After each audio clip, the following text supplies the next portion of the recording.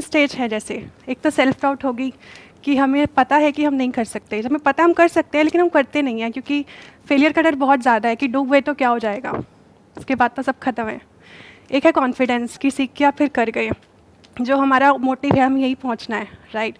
एक है over confidence कि अपने आप को आता ही नहीं है, जैसे हाथ पैर मारना और क्या करना है और कूद गए सीधा। तो तीनों स्टेज पे हम कौन सी स्टेज पर हैं, कैसे पता चलेगा? ये जो आपका क्वेश्चन है, इसको डीपली समझने के लिए you need to understand the psychology of the self. Are you mentally prepared to understand it deeply? क्योंकि उसके लिए बहुत पेशेंस चाहिए, और जो लोग देख रहे हैं उनके अंदर भी इतना पेशेंस होना चाहिए कि वो आराम से बैठ करके इस चीज़ को समझ सके, बिकॉज दिस इज इंपॉर्टेंट। ये जो क्वेश्चन आपने पूछा है, this is extremely important for everybody to understand. Right. ये जो सेल्फ डाउट है, इसको हम बुरा समझते हैं, अपना दुश्मन समझते हैं, जबकि एक्चुअल में बुरा नहीं है, ये अच्छा है हमारे लिए। ये अच्छा है आपके अंदर सेल्फ डाउट आना, जब आप कोई काम कर रहे हैं और आपको वैसा रिजल्ट नहीं मिल रहा है जैसा मिलना चाहिए। फॉर एग्जांपल, आप किसी एंट्रेंस को क्रैक करने की कोशिश कर रहे हैं, या आप कोई बिजनेस कर रहे हैं और आपको वो रिजल्ट नहीं मिल रहा है जो मिलना चाहिए, तो अब आपके अंदर डाउट आ रहा है। ये मिलना चाहिए या जो एक्सपेक्ट करते हैं, क्या ये एक ही चीज़ है? दोनों में बड़ा फ़र्क है वैसे। एक है जो मिलना चाहिए, एक है जो आप एक्सपेक्ट कर रहे हैं। So your expectations could be based upon imagination, और your expectations are based upon reality.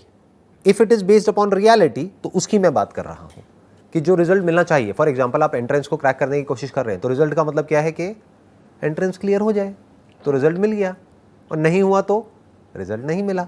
Business करने की कोशिश कर रहे हैं और बिजनेस में प्रॉफिट हो जाए तो रिजल्ट मिल गया, लॉस हो रहा है तो नहीं मिला, रिजल्ट नहीं मिला। तो इसमें एक्सपेक्टेशंस कहाँ है, राइट। तो पहले देखते हैं कि अगर आपको वो रिजल्ट नहीं मिल रहा है, इसका मतलब क्या है? या तो आप जो कर रहे हैं उसको गलत तरीके से कर रहे हैं। फॉर एग्जाम्पल, आप बिजनेस करने की ट्राई कर रहे हैं पिछले 10 साल से और सक्सेस नहीं मिल रही है, इसका मतलब क्या है? आप एक ही पैटर्न को रिपीट करते चले जा रहे हैं, एक ही गलती को बार बार कर रहे हैं। तो कुछ अलग करो, या तो अलग बिजनेस करो, या उसी बिजनेस को अलग तरीके से करो, या किसी बुक से सीखो, या किसी पर्सन से सीखो, किसी भी तरह से कुछ नया सीखो और किसी नए तरीके से उस काम को करो। अगर रिजल्ट नहीं मिल रहा है तो हो सकता है you are more goal driven rather than process driven. दोनों में बड़ा फर्क है, बहुत फर्क है। गोल ड्रिवन क्या हो सकता है कि मेरे को ये बनना है, मुझे ये चाहिए। प्रोसेस ड्रिवन क्या है? वो बनने के लिए जो करना पड़ेगा। क्या करना पड़ेगा? जो पास्ट में जो वो बन चुके हैं, उन्होंने जो किया, छोटे छोटे काम जो सुबह से रात तक किए, सुबह कितने बजे उठे, कौन सी एक्सरसाइज करी, क्या किया, कैसे प्रैक्टिस करी, एक एक चीज को अगर हम समझ लेते हैं, उसकी एक स्टेप बाय स्टेप प्रोसेस है। अगर हम भी उस प्रोसेस को फॉलो करते हैं तो रिजल्ट मिलने के चांसेस बहुत ज्यादा है। हम सीखने की बजाय हम खुद ही अपने हिसाब से हिट एंड ट्रायल करते चले जा रहे हैं। बल्कि ये भी कहना गलत होगा हिट एंड ट्रायल कर रहे हैं, क्योंकि अगर हिट एंड ट्रायल करेंगे तब भी सक्सेस मिल जाएगी। बहुत लोग क्या है, वो हिट एंड ट्रायल भी नहीं करते हैं। जिस तरह से पहली बार कोशिश करी एक एंट्रेंस को क्रैक करने की, एग्जैक्ट उसी तरह से दूसरी बार कर रहे हैं, तीसरी बार भी कर रहे हैं, फिर चौथी बार भी, फिर पांचवी बार भी कुछ अलग रिजल्ट एक्सपेक्ट कर रहे हैं, रिजल्ट कुछ अलग आ जाएगा, बट एक्शन सेम है, बिहेवियर सेम है, थॉट प्रोसेस सेम है। बट होप क्या कर रहे हैं, उम्मीद क्या है उनको कि इस बार क्रैक हो जाएगा।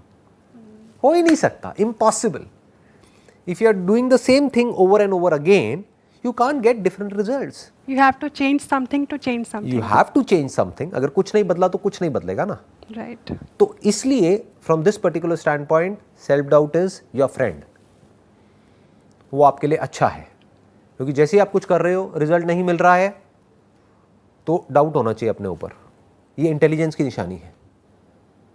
जैसे आपने स्विमिंग की बात करी, तो अगर आप गहरे पानी में स्विमिंग नहीं कर पा रहे 3 महीने प्रैक्टिस करने के बाद भी, तो अपनी टेक्निक को क्वेश्चन करोगे कि मैं कहीं कोई गलती तो नहीं कर रही। अपने ऊपर डाउट आ रहा है, अपने कोच के ऊपर डाउट आ रहा है। हो सकता है आप नहीं गलती कर रहे हो, लेकिन वो कोच ही बेवकूफ़ हो, तो उसके ऊपर डाउट आ रहा है। आप कहोगे चलो इसको छोड़ के कहीं और से सीखती हूँ, या कुछ और ट्राई करती हूँ, थोड़ा वीडियोज़ देखती हूँ, थोड़ा कुछ पढ़ती हूँ। तो डाउट आया, दैट इज़ गुड। क्यों? क्योंकि रिजल्ट नहीं आ रहा था, तो वो डाउट आया, उस डाउट की वजह से रिजल्ट आ गया। डाउट की वजह से आपने सीखा, उस सीखने की वजह से आपने अपनी टेक्निक को चेंज किया, अपने बिहेवियर को चेंज किया, जिस भी तरह से आप काम कर रहे थे उस काम को करने के तरीके को चेंज किया और रिजल्ट आ गया। तो उस सेल्फ डाउट ने आपको हेल्प किया और सक्सेस तक ले गया। अब दूसरा सिनेरियो है कि जो रिजल्ट आना चाहिए वो आ गया, फिर भी हमारे अंदर सेल्फ डाउट है। राइट। यानी स्विमिंग के एग्जांपल में आपका टारगेट क्या था जब आपने शुरू किया था कि शैलो वाटर शैलो वाटर से डीप वाटर में मुझे स्विमिंग करनी है, आपको आ गई करनी, बट अभी भी डाउट आ रहा है। क्यों? क्योंकि डीप वाटर में और लोग हैं जो स्विमिंग कर रहे हैं, वो फास्ट कर रहे हैं, आप स्लो कर रहे हो। राइट। तो अब अपने ऊपर डाउट हो रहा है कि मैं अच्छी स्विमर हूँ या नहीं हूँ। तो अब दो तरीके हो गए अपनी सक्सेस को मेजर करने के।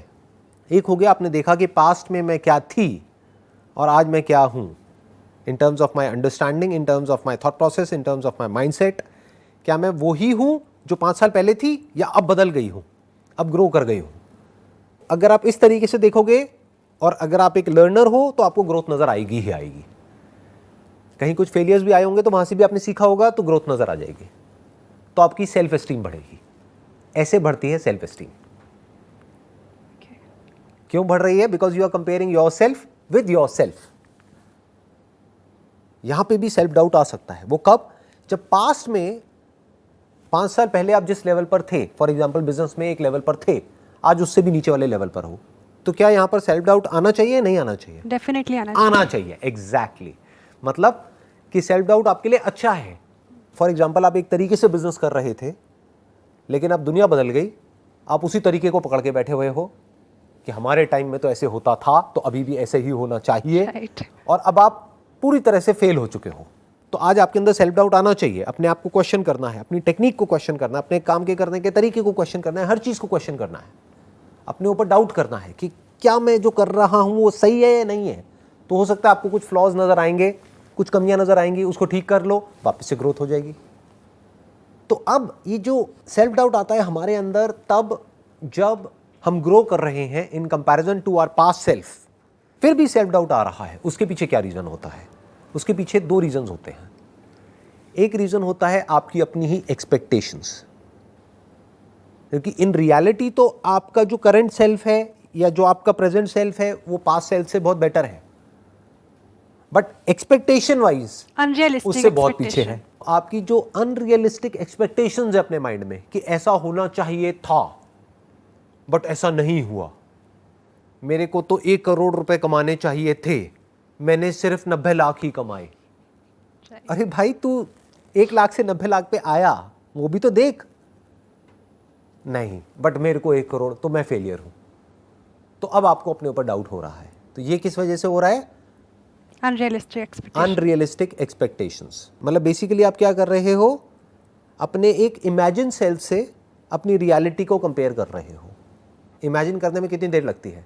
कुछ भी इमेजिन कर लो। राइट। मतलब आप एक कंपनी में इस लेवल तक पहुंच गए, अब आप इमेजिन कर लो काश ये लेवल होता, तो गैप बन गया ना। राइट। तो अब अपने ऊपर डाउट आएगा। मैंने सोचा था कि 10 साल में मैं इस कंपनी में इस लेवल पे पहुंच जाऊंगा, लेकिन मैं सिर्फ इसी लेवल तक पहुंचा, तो लगता है मुझ में कोई कमी है। आप में कमी नहीं है, आपकी जो अंडरस्टैंडिंग है उसमें कमी है। जिस तरह से आप मेजर कर रहे हो वो तरीका गलत है, क्योंकि आउटपुट उतना ही आया जितना आना चाहिए था, based upon what you did in the past.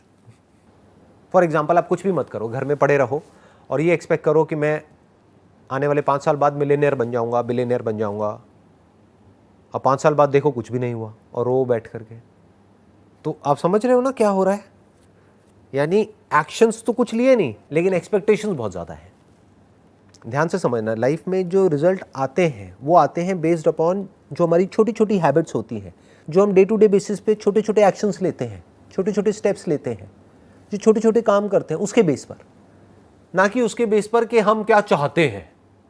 कोई भी कुछ भी चाह सकता है, उससे क्या फर्क पड़ता है? अगर एक्सपेक्टेशंस वो थी तो उस लेवल का कुछ करना चाहिए था ना, बट वो आपने किया नहीं। किया इस लेवल का, रिजल्ट मिला उसी लेवल का, बट आप एक्सपेक्ट कुछ और कर रहे हो।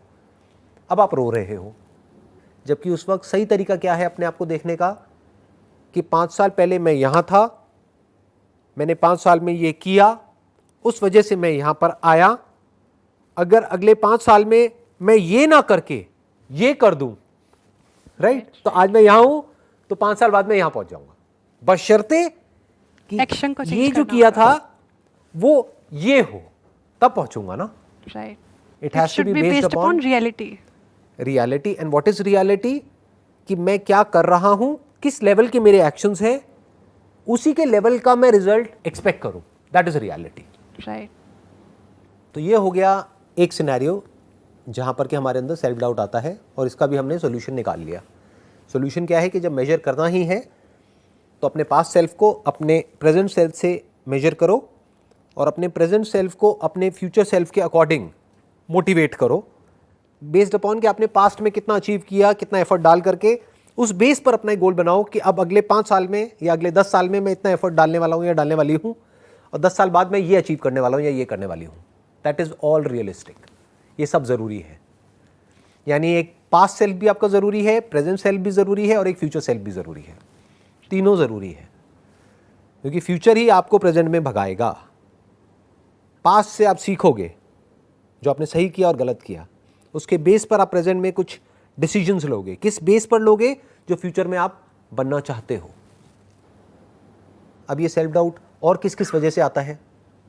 जब हम अपने आप को कंपेयर करते हैं किसी और से। किससे करते हैं?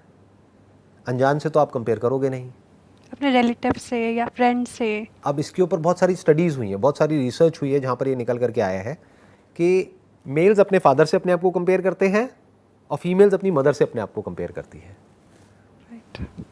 तो एक्चुअल में ये मैटर नहीं करता कि आपने कितना अचीव किया, इट्स रिलेटिव टू कि आपके फादर ने क्या अचीव किया।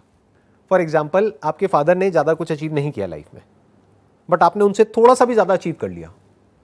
वो मान लो एक गाँव में थे जहाँ पर के खाने पीने के भी पैसे नहीं थे उनके पास में, बट आज आप एक शहर में हो और एक टैक्सी चला रहे हो, यहाँ से ईगो बढ़ती है।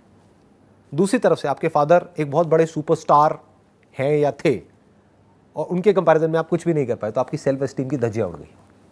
या आपके फादर ने करोड़ों रुपए कमाए और आप लाखों पे अटके हुए हो, तो लाखों भी कम नहीं होते हैं, बट उनके कंपैरिजन में बहुत कम है, बहुत कम है।